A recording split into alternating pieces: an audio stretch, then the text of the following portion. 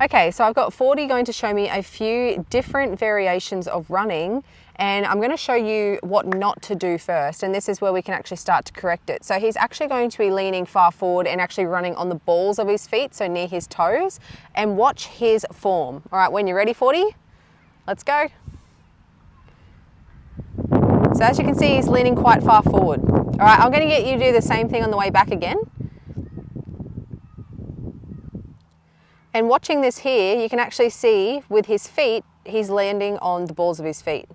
Now this can lead to overuse injuries in his quads, and this is where we start to see things like runner's knee, right? So we really, yep, look, he's already gone. But we really don't want to have that. So now what he's going to show is a demonstration of him running where his heels strike the ground first, and he's actually going to be leaning a little bit far back, but we actually see this quite commonly with runners as well. So let's have a look at that one, 40.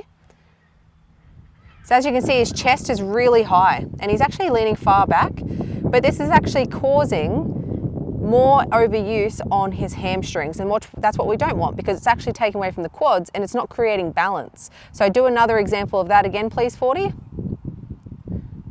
So as you can see, his chest is super high, his heel is striking the ground first. So what we actually want to aim for is something in between. So what we want to focus on is striking with the mid part of the foot. So I'm going to show you 40's foot here.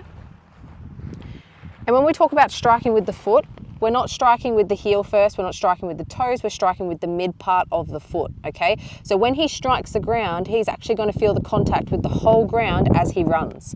So we're going to see this here, and he's going to show a great example of this. All right, arms are going to be nice and relaxed, eyes gazing forward, staying focused. All right, when you're ready. So as you can see, the midfoot striking, he's got a beautiful bow. The glutes, the quads, the hamstrings are explosive in power. So let's do that again, 40 please. So he's not leaning too far forward, not too far back, but as you can see through his feet, they are striking the ground. And I'm going to slow this down in slow motion as well so you can see it. Let's go one more time, 40, because that's really great. Keep your arms relaxed, eyes gazing forward. Excellent. So the reason why we want to do this stride is because that's going to give us the most power with the least overuse on our hamstrings and quads. So it's so important that when we think about doing our running, we need to make sure that we start from the feet up.